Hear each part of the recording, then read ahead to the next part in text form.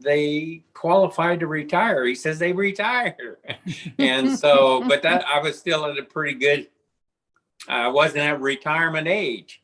And so I said, well, what do they do when they retire? And he said, well, a lot of them become bus drivers. And I never even thought about that, and I thought, oh, that's interesting.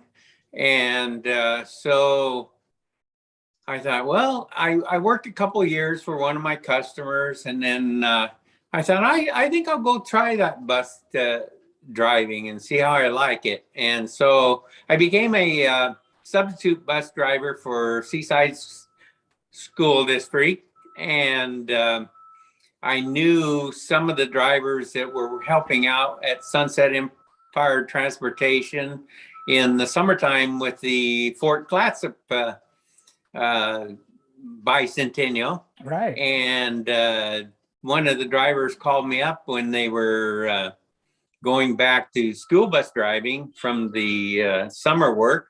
And they said, hey, why don't you go down there and apply, because they need bus drivers.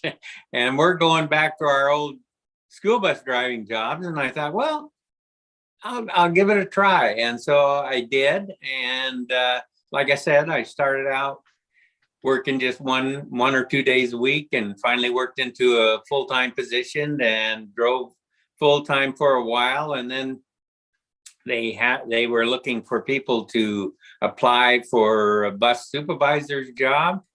And many years I had thought about being a supervisor, but I thought, nah, that was before I became